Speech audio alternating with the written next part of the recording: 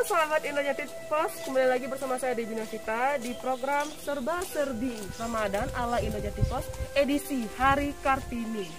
Nah, pada kesempatan kali ini saya akan mengajak sahabat Indojati Pos untuk mengenali sosok wanita tangguh yang masih berperan aktif dalam membantu perekonomian keluarga dan masyarakat setempat. Dan beliau juga masih berperan aktif dalam melestarikan kebudayaan daerah setempat dengan menghasilkan produk yang bisa digunakan untuk kehidupan sehari-hari. Siapakah dia? Mari ikuti saya. 21 April merupakan momentum lahirnya tokoh pahlawan wanita yang telah menginspirasikan banyak wanita untuk terus berjuang melawan ketidakadilan dan diskriminasi. Ia adalah Raden Ajeng Kartini. Ia juga merupakan ujung tombak dalam pembangunan, karena kaum wanita harus memiliki pengetahuan yang luas dan berkualitas, agar bisa mendidik generasi muda sebagai generasi penerus pembangunan bangsa. Perjuangan Kartini untuk kaum wanita juga mempengaruhi peningkatan kualitas hidup wanita. Banyak hal yang dapat dilakukan hingga dicapai untuk berpartisipasi dalam meningkatkan kualitas hidup, sehingga kesejahteraan dapat dirasakan merata oleh seluruh kaum wanita. Untuk mewujudkan perjuangan Kartini, kita sebagai kaum wanita yang tangguh pun tak boleh berhenti untuk terus bergerak dan bekerja. Telah hadir bersama saya ini Ibu Dahliar, seorang pengrajin kerajinan tangan yang menghasilkan sebuah anyaman. Nah, telah kita lihat di depan kami ini ada contoh dari hasil anyaman yang telah Ibu Dahliar bikin ya Ibu ya. Ibu Dahliar, ini kami dari sahabat Indojati Pos ingin menanyakan sejak tahun berapa Ibu mulai menekuni aktivitas dalam menganyam ini? Kalau saya mulai menganyam, kami kan dari nenek moyang membuat anyaman bambu dari bakul, tanggu, nyiru, dan lain-lainnya luka. Nah, saya dalam waktu itu saya usia 10 tahun. Saya usia 10 tahun saya belajar terus dengan nenek saya. Kelamaan sudah itu datang dari PKK dari Penuh atau perindustrian mencari orang yang bisa menganyam. Nah, kita tahu kami yang bisa. Ada waktu itu ada yang bikin periuk tanah, ada yang bikin macam-macam lah. Langsung kami dibawa untuk menganyam. Nah, coba menganyam bikin ini, bikin ini. Nah, langsung kami dibawa ke pameran. Nah, pameran tahun 82. Nah, setelah itu kami dibawa ke pameran, tiba-tiba langsung perindak bersama Ibu Bupati dan PKK dan kecamatan dan desa Bukit Tanjung. Desa untuk pelatihan kami menganyam, melatih yang dihaluskan. Setelah itu terus kami 93 kami dibawa ke pameran Jambi. Tiba di Jambi kami mendapat orden dari Bukit Tinggi, menyuruh kami membuat tisu, membuat segala-gala macam percobaan 93 itu. Langsung dari Bukit Tinggi itu memesan 2000 set, bukan 2000 buah. 2000 set, satu set ada yang 5, ada yang 3, satu set. Misalkan 2000 set per bulan. Saya ajar anggota-anggota saya. Mula-mula anggota saya itu 5 orang sampai 14 orang. belajar nganyam, ada membikin yang seperti itu, membikin rantai jadi bis ini dari bambu. Kami langsung tahun 95, anyaman kami ini penuh dengan anyaman, tidak termemuat. Seluruh desa Bunga Tanjung yang kecil-kecil lagi SD itu bisa menganyam. Itu ibu sendiri yang turun langsung dalam mengajarkannya? Iya, saya turun mengajarkan. Mak, apakah untuk beberapa tahun belakangan ini pernah nggak Mak memproduksikan produk anyaman dalam jumlah yang cukup banyak gitu? Pernah, kira-kira 8 tahun yang berlalu. Ketua dari HKK di Jakarta untuk minta kepada anak bupati untuk mengangkat ini untuk stok seneng di HKK di Jakarta. Kata Bapak Bupati, kalau untuk meminta sama saya harus produk dari Kerinci. Langsung anggota dari Jakarta itu datang ke sini untuk menanyakan bisa ibu membuat untuk seneng untuk anggaran 2.500 jangka 1 bulan. Macam mana? Ini bungkusan nasi, acara adat Kerinci, ini tempat senengnya, ini tempat gulanya, ini tempat apa-apa. Bungkus nasi di dalam itu 20 kali 20. Bisa? Saya sanggup. Langsung saya beli bambu. Saya bilang sama-sama anggota seluruh, bukan anggota saya, seluruh desa Bunga Tanjung mana yang pandai. Saya beli bambu, berapa ratus batang bambu saya beli. Alhamdulillah siap, karena anggota saya itu aktif. Saya ingin untuk belajar hanya yang manfaat bagi saya dan manfaat bagi orang banyak. Alhamdulillah, sejak saya mulai dengan memproduk anyaman ini, saya umur berapa tahun? Sampai sekarang sudah 71 tahun. Saya masih mengerjakan. Saya tidak mengecewakan. Saya tidak memikirkan banyak keuntungan, tidak. Saya memikirkan asal tepat dengan waktu. Saya tambah, kalau tidak tinggal sedikit saya tambah. Baru setahun yang lalu ini Tor Sengkara. Tor Sengkara. Di provinsi di Kayu Aro sampai keliling Kerinci. Itu adalah tari masal, memetik teh. Datang lagi orang pariwisata ke sini.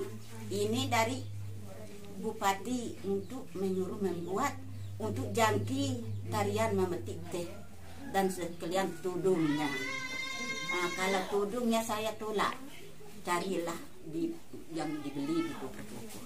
Kalau insya Allah yang itu seperti itu, saya buat 4.000 buah 1 bulan.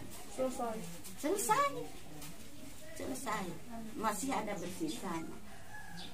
Selesai 4.000 buah untuk tarian itu. Dan seluruh desa Bunga Tanjung menganyam. Saya tidak memikirkan ada keuntungan, yang penting ada tepat dengan waktu. Fotonya ini penuh, rumah kami ini sampai di luar penuh. Yang bekerja bukan di sini, di rumah-rumah. Tiba sudah sampai 10 buah diantar ke sini sampai sekretaris kami menyatakan. Nah, sahabat Indojati Pos, setelah kita dengar dengan seksama cerita dari Ibu Dahlia yang telah menganyam sekitar 61 tahun, berawal dari usia 10 tahun. Beliau belajar dari nenek moyangnya. Selain itu juga, beliau telah mengajarkan masyarakat setempat dalam melestarikan produksi tradisional agar produk anyaman kerajinan tangan ini tidak punah. Nah, sahabat Indah Jatipa, saya sangat tertarik dengan komitmen dari Ibu Dahliar yang beliau tidak mengharapkan keuntungan yang besar, namun beliau sangat mengharapkan kepuasan dari konsumen serta kualitas dari produk yang beliau hasilkan. Nah, untuk itu saya ingin memohon izin kepada Ibu Dahliar untuk saya belajar dalam menganyam bersama rekan Ibu. Boleh, Bu? Boleh. Nah, mari sahabat Indah Jatipa bersama Ibu saya. Halo. Halo Ibu, selamat pagi Ibu. Halo, pagi. Bolehkah saya bergabung? Boleh. Nah, sahabat Indah Jatipa, saya telah bergabung bersama ibu-ibu yang lagi asik menganyam ini. Mohon maaf Ibu, dengan Ibu siapa? Martini. Ibu Martini. Itu dengan Ibu siapa? Ibu Rostina. Ibu Rostina. Ibu Nirwana. Ibu Nirwana. Ini sebagian dari karyawan Ibu Dahliar. Iya. Sedikit cerita, di sini telah kita lihat berbagai banyaknya prestasi yang telah Ibu Dahliar raih. Kemudian ada bentuk-bentuk dari hasil kerajinan tangan anyaman beliau yang telah beliau kreasikan. Sahabat Indah Jatipa, di sini saya ingin belajar bersama Ibu Martini tadi. Ini Ibu, kita akan membuat apa ya Bu ya? Nyiru.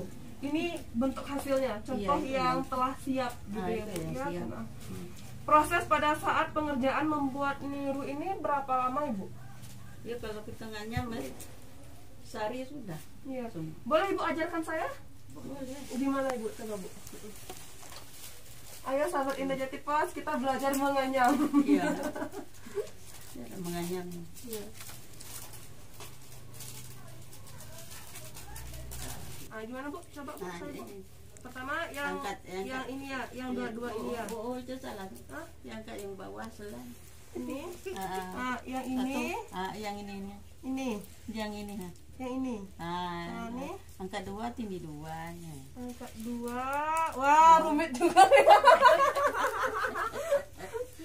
Angkat dua. Angkat dua. Tinggi dua.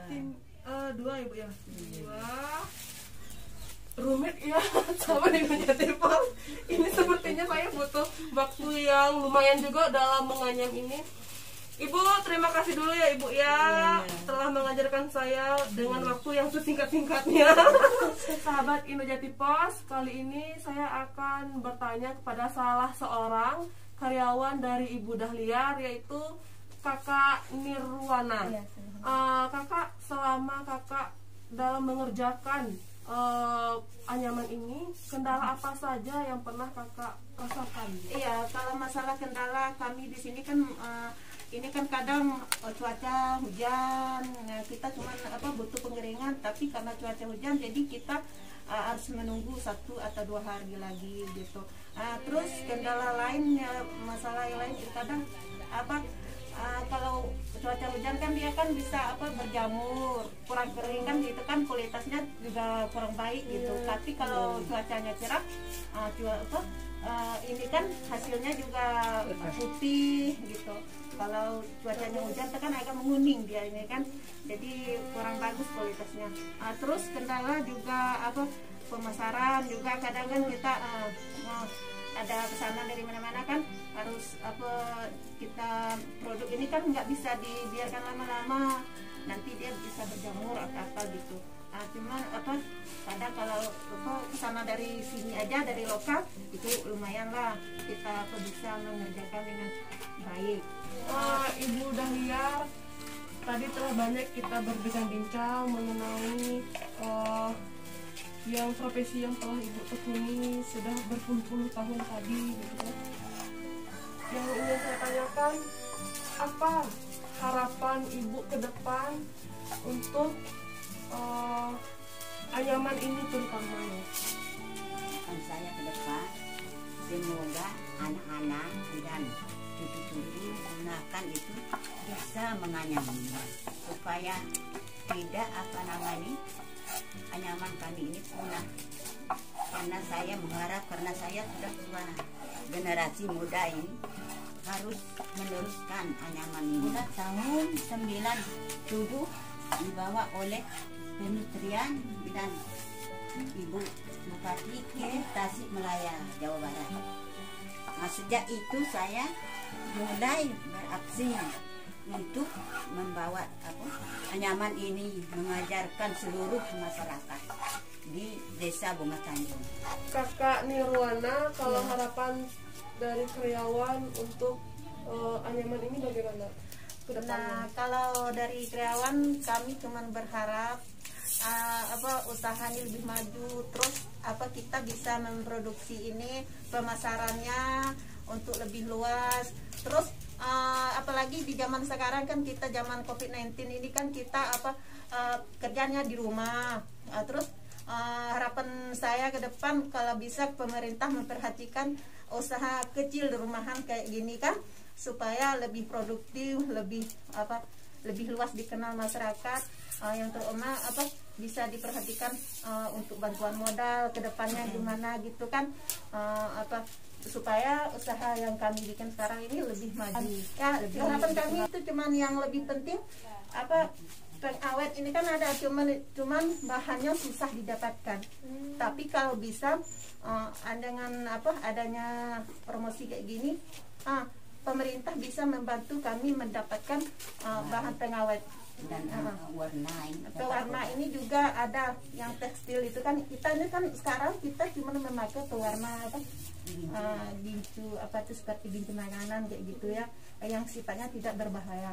Tapi kan untuk warna yang lebih itu kan tidak pudar, itu kan ada warna tekstil, tapi kita susah mendapatkan.